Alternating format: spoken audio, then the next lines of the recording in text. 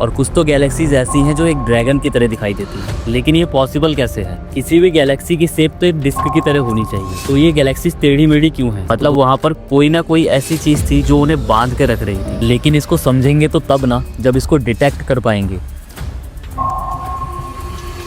अब यहाँ तक डार्क मैटर का सबको इफेक्ट तो दिख रहा था, लेकिन ये डार्क मैटर किस पार्टिकल से बना है इसका किसी को कोई आइडिया नहीं था। इसके लिए वैज्ञानिकों ने एक नए पार्टिकल की थ्योरी दी। जब भी हम आंखें खोलते हैं तो हमें मैटर से बनी एक दुनिया दिखाई देती है, और जब हम आसमान की तरफ देखते हैं तो हमें एक ऐसा ब्रह्मांड दिखाई देता है जिसकी ना कोई सीमा है और ना कोई अंत। आज से कुछ सदी पहले तक साइंटिस्ट यही मानते थे कि यूनिवर्स सीमित है और जो कुछ भी हम देख सकते हैं, ऑब्जर्व कर सकते हैं, बस वही सच है। लेकिन जब टेलीस्कोप का आविष्कार हुआ तो दुनिया को देखने का नजरिया ही बदल गया, और इसी खोज ने 20वीं सदी के दो सबसे बड़े रहस्यों को जन्म दिया, डार्क मैटर और डार्क एनर्जी। ये दोनों नाम एक जैसे लगते हैं, लेकिन इन दोनों में जमीन आसमान का फर्क है। जहाँ डार्क मैटर यूनिवर्स को समेटने में लगा है, तो वहीं डार्क एनर्जी यूनिवर्स में गैलेक्सीज और क्लस्टर्स को लगातार दूर भेज रहा है। लास्ट वीडियो में हमने यूनिवर्स के 5% ऑर्डिनरी मैटर की बात की और ये समझा कि कैसे वैज्ञानिकों ने मिसिंग बैरियोनिक मैटर का पता लगाया। आज की इस वीडियो में हम डार्क मैटर की बात करेंगे जो इस यूनिवर्स में 27% है। आज की इस वीडियो में हम ये समझेंगे कि इसका कॉन्सेप्ट कहाँ से आया, इसके होने के थ्योरेटिकल प्रूफ्स क्या है और ये एग्जिस्ट करता भी है या नहीं। तो चलिए जल्दी से वीडियो को स्टार्ट करते हैं और आज के इस वीडियो में डार्क मैटर को समझते हैं। तो दोस्तों बात है 1933 की, जब एक अमेरिकन साइंटिस्ट फ्रिट्ज ज़ुइकी ने रात के अंधेरे में एक क्लस्टर को देखा। इस क्लस्टर का नाम था कॉमा क्लस्टर और ये लगभग 1000 गैलेक्सीज से मिलकर बना था, जो हमारी अर्थ से लगभग 321 मिलियन लाइट ईयर्स दूर था। जब ज़ुइकी इसको ऑब्जर्व कर रहे थे तो उन्होंने एक बहुत ही शॉकिंग बात नोटिस की। उन्होंने देखा कि इस क्लस्टर में जो आउटर साइड में गैलेक्सीज थी वो बहुत ही फास्ट मूव कर रही थी, लेकिन इस क्लस्टर के मास के अकॉर्डिंग उनकी स्पीड बहुत ही कम होनी चाहिए थी। लेकिन जो गैलेक्सीज की स्पीड थी उसके अकॉर्डिंग क्लस्टर का मास मौजूदा मास से 400% ज्यादा होना चाहिए था। लेकिन जब ज़ुइकी उसके मास को कैलकुलेट करते थे तो वो हमेशा कम आता था। और दूसरा ऑब्जर्वेशन तो इससे भी चौंकाने वाला था। क्लस्टर के पास की गैलेक्सीज और दूर की गैलेक्सीज दोनों का टाइम पीरियड सेम था, मतलब दोनों सेम टाइम में उस क्लस्टर का एक चक्कर पूरा कर रही थी। ये दोनों ऑब्जर्वेशन बहुत ही वियर्ड थी, लेकिन इससे एक बात तो क्लियर हो गई थी कि जो गैलेक्सीज आउटर साइड में है उनकी स्पीड बहुत ही ज्यादा है। लेकिन इस हाई स्पीड का कारण क्या था, इसको समझने के लिए हमें थोड़ी सी कैलकुलेशंस करनी पड़ेंगी। देखो आपको एक बात तो पता ही होगी कि किसी भी पार्टिकल को सर्कुलर पाथ पे मूव करने के लिए सेंट्रीपिटल फोर्स की रिक्वायरमेंट होती है। ऐसे ही गैलेक्सीज को भी क्लस्टर के अराउंड घूमने के लिए सेंट्रीपिटल फोर्स की रिक्वायरमेंट होगी, जो गैलेक्सीज और क्लस्टर के बीच में लगने वाले ग्रेविटेशनल फोर्स से मिलेगा। अब अगर इन दोनों फोर्सेस को इक्वल करें तो स्मॉल m से स्मॉल m कैंसिल हो जाएगा, जो गैलेक्सी का मास है। एक r भी कैंसिल और यहाँ से v² की वैल्यू Gm/r के इक्वल आती है। अब यहाँ कैपिटल G यूनिवर्सल कांस्टेंट है, मतलब ये चेंज तो होगा नहीं। अब बचते हैं m और r। जब r बढ़ेगा तो b की वैल्यू कम होनी चाहिए, और क्लस्टर के जो बाहर वाली गैलेक्सी है उनके लिए r की वैल्यू मैक्सिमम होगी, मतलब इसकी वजह से स्पीड कम होनी चाहिए। लेकिन यहाँ पर स्पीड बहुत ही ज्यादा थी, इसका मतलब यहाँ पर क्लस्टर का मास बहुत ही ज्यादा होना चाहिए। लेकिन वीरियल थ्योरम का यूज करके जब भी ज़ुइकी इसका मास कैलकुलेट करते थे तो हमेशा कम आता था। उनके अकॉर्डिंग वहाँ पर कोई हिडन मैटर था जिसका मास उस क्लस्टर से बहुत ही ज्यादा था। ज़ुइकी ने इस हिडन मैटर को डंकल मैटरी कहा, जो आगे चलकर डार्क मैटर बना। उन्हें डार्क मैटर का इफेक्ट तो दिख रहा था, लेकिन उसका प्रूफ नहीं मिल रहा था। साथ ही डार्क मैटर का ये कॉन्सेप्ट उस टाइम के महान और फेमस वैज्ञानिकों के सिद्धांतों पर भी सवाल उठा रहा था, जिस वजह से जब भी वो डार्क मैटर की बात करते थे तो उनका मजाक उड़ाया जाता था और उन्हें रोक दिया जाता था, और ये बोला जाता था कि उनकी थ्योरी बस एक गलत ऑब्जर्वेशन का नतीजा है। इस तरह से डार्क मैटर की कहानी को शुरू होते ही अंधेरों में दबा दिया गया। उसके बाद इसको बाहर लाने की बहुत सी कोशिशें हुई, लेकिन ये गुत्थी एक बहुत ही लंबे टाइम के लिए गुमनामे में चली गई।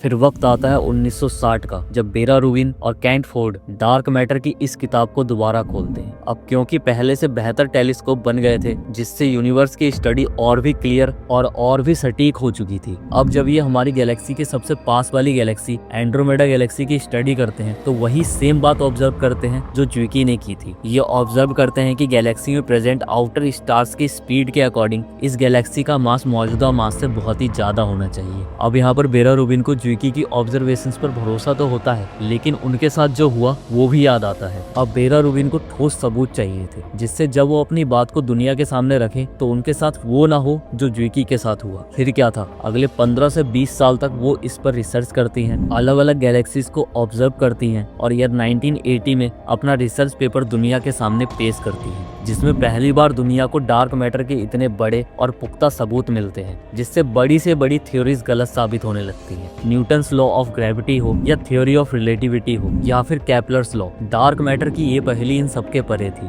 यहाँ वेरा रूबिन बताती हैं कि वो डार्क मैटर ही है जो गैलेक्सीज, क्लस्टर्स और यूनिवर्स को बांध के रखता है। यही उनके साइज और शेप को बनाता है। यहाँ तक कि एटम्स को बनाने में भी सबसे बड़ा हाथ डार्क मैटर का होता है। अगर हम डार्क मैटर को समझ पाए तो हम पूरे यूनिवर्स को बहुत ही आसानी से समझ जाएंगे। फिर क्या था, यहीं से वैज्ञानिकों में डार्क मैटर को समझने की एक आग लगती है। लेकिन इसको समझेंगे तो तब ना जब इसको डिटेक्ट कर पाएंगे। सबसे बड़ी समस्या आती है इसको डिटेक्ट करने में। ये ना तो लाइट इमिट करता है, ना ही उसे एब्जॉर्ब करता है, मतलब ये दिखाई नहीं देता। साथ ही ये किसी पार्टिकल जैसे neutrino, gamma rays, X rays, यहाँ तक कि फोटॉन्स के साथ भी कोई इंटरेक्शन नहीं करता है। लेकिन ये ग्रेविटी पैदा करता है, जिस वजह से स्टार्स अपने ऑर्बिट से बाहर नहीं जा पाते हैं। इसका सबसे बड़ा इफेक्ट हमें हाइडीज में देखने को मिलता है। हाइडीज एक टाइप का स्टार क्लस्टर है। जब उसे ऑब्जर्व करते हैं तो देखने को मिलता है कि हाइडीज के बीच दो तारों के पूंछ निकले हैं। मतलब वहाँ कुछ तो ऐसा था जो स्टार्स को अपनी तरफ खींच रहा था, जिस वजह से स्टार्स क्लस्टर को छोड़ के दूर जा रहे थे और वी आकार बना रहे थे। हाइडीज पर डार्क मैटर का इफेक्ट इतना ज्यादा था कि पूरा क्लस्टर ही एक रस्सी की तरह ऐंठ गया था। डार्क मैटर का इफेक्ट हमें गैलेक्सी क्लस्टर एबल 370 में भी देखने को मिलता है। उसमें प्रेजेंट सारी गैलेक्सीज टेढ़ी मेढ़ी दिखाई देती हैं और कुछ तो गैलेक्सीज ऐसी हैं जो एक ड्रैगन की तरह दिखाई देती हैं। लेकिन ये पॉसिबल कैसे है? किसी भी गैलेक्सी की शेप तो एक डिस्क की तरह होनी चाहिए, तो ये गैलेक्सीज टेढ़ी मेढ़ी क्यों है? तो दोस्तों, अगर इसको हम डार्क मैटर से जोड़कर देखें तो यहाँ से एक बात तो क्लियर होती है कि डार्क मैटर की वजह से स्पेस टाइम का कर्व बैंड हो जाता है, जिस वजह से वहां से गुजरने वाली लाइट भी मुड़ जाती है और हम तक अधिक टाइम में पहुंचती है। इसे ग्रेविटेशनल लेंसिंग कहते हैं। इसी वजह से ये गैलेक्सीज टेढ़ी मेढ़ी दिखाई देती हैं। इसका सबसे बड़ा असर हमें नवंबर 2014 में रैप्टर सुपरनोवा में देखने को मिला, क्योंकि जिस सुपरनोवा की चमक हमें एक बार दिखाई देनी चाहिए थी, उसी सुपरनोवा की चमक हमें 5 बार 5 अलग अलग जगहों पर देखने को मिली। जब कोई तारा मरता है तो एक विस्फोट होता है, इसे सुपरनोवा कहते हैं। इसका ये फ्लैश ही हमें दिखाई देता है, लेकिन ये पहली बार ही था जब एक सुपरनोवा का फ्लैश हमें 5 बार दिखाई दिया। ये भी ग्रेविटेशनल लेंसिंग की वजह से ही हुआ था, क्योंकि सुपरनोवा से हम तक आने वाली लाइट के रास्ते में इतना डार्क मैटर था, जिसकी वजह से स्पेस टाइम का कर्व बैंड हो गया था, जिस वजह से उससे हम तक आने वाली लाइट अलग अलग रास्तों से आई और उस सुपरनोवा का फ्लैश हमें 5 बार दिखाई दिया।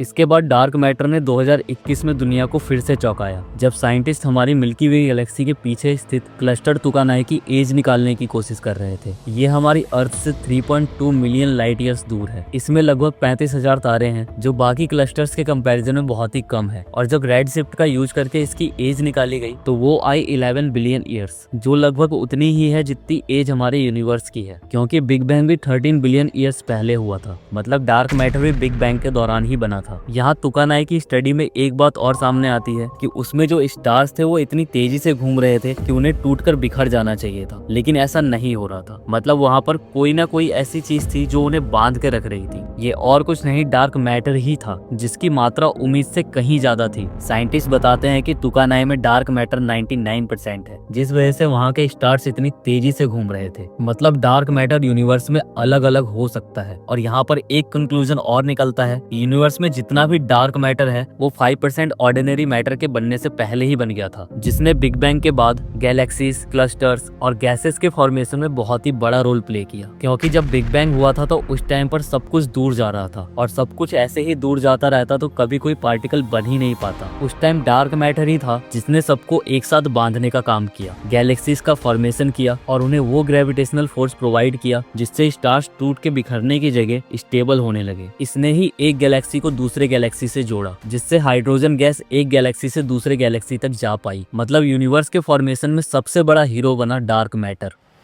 फिर क्या था, आर्टिफिशियल इंटेलिजेंस का यूज करके कंप्यूटर सिमुलेशन बनाया गया और उसमें जो भी ग्रेविटेशनल लेंसिंग से डाटा प्राप्त हुआ था उसको फिट किया गया। इसका मेन मोटो था यूनिवर्स में डार्क मैटर कहाँ कहाँ है उसको डिटेक्ट करना। फिर टेलीस्कोप की हेल्प से कॉस्मिक वेब की स्टडी की गई और फिर जो रिजल्ट मिले वो इतने क्लियर थे कि यूनिवर्स में डार्क मैटर कहाँ कहाँ है ये हम साफ साफ देख पा रहे थे। इस सिमुलेशन के अकॉर्डिंग यूनिवर्स में डार्क मैटर एक मकड़ी के जाले की तरह फैला हुआ है, कहीं ज्यादा तो कहीं कम। अब यहाँ तक डार्क मैटर का सबको इफेक्ट तो दिख रहा था, लेकिन ये डार्क मैटर किस पार्टिकल से बना है इसका किसी को कोई आइडिया नहीं था। इसके लिए वैज्ञानिकों ने एक नए पार्टिकल की थ्योरी दी, एक ऐसा पार्टिकल जो ऑर्डिनरी मैटर के पार्टिकल से बहुत ही कम इंटरेक्ट करता है। वो ना तो लाइट इमिट करता है ना ही उसे एब्जॉर्ब करता है, और इस पार्टिकल को बिम पार्टिकल कहा गया, जिसकी फुल फॉर्म है वीकली इंटरैक्टिव मैसिव पार्टिकल्स। अब बारी थी इसको डिटेक्ट करने की, लेकिन कैसे? एक ऐसे पार्टिकल को ढूंढना बहुत ही मुश्किल है जो किसी भी पार्टिकल से किसी भी प्रकार का कोई इंटरेक्शन नहीं करता। वैज्ञानिकों ने इसके लिए जिनॉन एटम का सहारा लिया, जो एक नोबेल गैस है। जैसे ही कोई मैटर जिनॉन से टकराता है तो ये उसको डिटेक्ट कर लेता है। अब डार्क मैटर लाइट इमिट या एब्जॉर्ब तो करता नहीं, लेकिन उसके पास मास तो है। मास है मतलब एनर्जी भी होगी, जिस वजह से जैसे ही वो जिनॉन से टकराएगा जिनॉन उसे डिटेक्ट कर लेगा। फिर क्या था, साउथ डेकोटा में एक अंडरग्राउंड लैब बनाई गई जो जमीन से लगभग 1.5 किलोमीटर नीचे है। जमीन के नीचे इसलिए ताकि ये किसी भी प्रकार के कॉस्मिक या गामा रेस से कोई इंटरेक्शन ना करे। इसीलिए एक टैंक में 10 टन लिक्विड जिनॉन को भर के जमीन से 1.5 किलोमीटर नीचे डिटेक्टर के साथ लगाया गया। इसके साथ साथ इस टैंक को 70,000 गैलन पानी के लेयर से ढका गया ताकि इसमें बस डार्क मैटर ही आ सके। जिनॉन लिक्विड को डिटेक्टर से जोड़ा गया ताकि जैसे ही डार्क मैटर जिनॉन से टकराए तो उससे निकलने वाले इलेक्ट्रॉन को डिटेक्टर डिटेक्ट कर ले, जिससे ये प्रूफ हो पाएगा कि डार्क मैटर रियल में एग्जिस्ट करता है। लेकिन दोस्तों कई बार इस एक्सपेरिमेंट को अलग अलग तरीके से करने के बाद भी डार्क मैटर का कोई एविडेंस नहीं मिला। फिर वैज्ञानिकों ने एक नया कॉन्सेप्ट दिया प्राइमोर्डियल ब्लैक होल्स का। ये एक बहुत ही पुरानी थ्योरी है, लेकिन स्टीफन हॉकिंग ने इस थ्योरी पर बहुत ही ज्यादा जोर दिया। प्राइमोर्डियल ब्लैक होल्स एक नॉर्मल ब्लैक होल से बहुत ही अलग होते हैं। इनका मास एक सुपर मैसिव ब्लैक होल के कंपैरिजन में बहुत ही कम होता है। स्टीफन हॉकिंग ने बताया कि ये जो प्राइमोर्डियल ब्लैक होल्स हैं यही डार्क मैटर का सोर्स है और ये इस पूरे यूनिवर्स में फैले हुए हैं, जिस वजह से इसका इफेक्ट हर जगह देखने को मिलता है। लेकिन फिर से वही दिक्कत, इसको डिटेक्ट करना। आज तक प्राइमोर्डियल ब्लैक होल के मिलने का कोई प्रैक्टिकल एविडेंस नहीं मिला है, लेकिन 2016 में LIGO यानी laser interferometer gravitational wave observatory, जिसका काम ग्रेविटेशनल वेव को डिटेक्ट करना है, उसने कुछ ऐसा डिटेक्ट किया जिसने इस थ्योरी को फिर से जिंदा कर दिया। इस बार जो ग्रेविटेशनल वेव डिटेक्ट हुई थी उसका ऑब्जर्वेशन करने से पता चला कि उसका पैटर्न प्राइमोर्डियल ब्लैक होल के वेव के पैटर्न जैसा था। इसके आधार पर 2019 में एक पेपर पब्लिश किया गया जिसमें प्राइमोर्डियल ब्लैक होल को डार्क मैटर कहा गया, लेकिन इनके होने का कोई भी सबूत नहीं मिला। लेकिन अगर ये है भी तो इनका मास डार्क मैटर के कंपैरिजन में बहुत ही ज्यादा कम होगा, जिस वजह से इस थ्योरी को नकार दिया गया। लेकिन इससे पहले 2018 में डॉक्टर जेमी फार्न्स ने एक और थ्योरी दी थी जिसका नाम था डार्क फ्लूइड। इस थ्योरी की खास बात यह है कि ये डार्क मैटर और डार्क एनर्जी दोनों प्रॉब्लम्स का एक सिंगल सॉल्यूशन देती है। इसमें एक ऐसे फ्लूइड की बात हो रही है जो डार्क है और हर जगह फैला है। जेमी ने इसे नेगेटिव मैटर का नाम दिया। उनके अकॉर्डिंग ये गैलेक्सीज को एक दूसरे से दूर भेजता है और उनके रोटेशंस को कंट्रोल करता है, सेम एक्सोटिक मैटर की तरह। जैसे अगर इस पर कोई ग्रेविटेशनल फोर्स लगाया जाए तो बिल्कुल अपोजिट डायरेक्शन में काम करेगी। जैसे जहाँ गैलेक्सीज को पास आना चाहिए था वहाँ ये दूर जाती है। लेकिन जब तक इसका कोई सबूत ना मिल जाए तब तक ये कहना बहुत ही मुश्किल है कि डार्क फ्लूइड ही डार्क मैटर और डार्क एनर्जी है। लेकिन इतना तो क्लियर है कि डार्क मैटर इस यूनिवर्स में एग्जिस्ट करता है और यूनिवर्स के क्रिएशन में सबसे बड़े हीरो का रोल प्ले करता है। लेकिन हमारे इस हीरो का सबसे बड़ा दुश्मन है डार्क एनर्जी। जहाँ डार्क मैटर यूनिवर्स को समेटने में लगा है तो वहीं डार्क एनर्जी गैलेक्सीज को एक दूसरे से दूर भेज रही है और इन दोनों के बीच ये संघर्ष लगातार चलता जा रहा है। और इतना सब करने के बाद भी आज हम डार्क मैटर और डार्क एनर्जी के बारे में 1% भी नहीं जानते हैं। रियल में यूनिवर्स में क्या हो रहा है ये आज भी एक मिस्ट्री है। ये मिस्ट्री तो उसकी है जो दिखाई ही नहीं देता। लेकिन क्या आपको पता है इस यूनिवर्स में बैरियोनिक मैटर 5% है और जो भी हम देख सकते हैं ऑब्जर्व कर सकते हैं वो उसका आधा यानी 2.5% है। बाकी का 2.5% कहाँ है ये भी कुछ टाइम पहले तक एक मिस्ट्री ही थी जिसे मिसिंग बैरियन प्रॉब्लम कहा गया। अगर आपको इसके बारे में नहीं पता तो आप मेरी ये वीडियो देख सकते हैं। मिलते हैं अगली वीडियो में डार्क एनर्जी की मिस्ट्री के साथ। जय हिंद।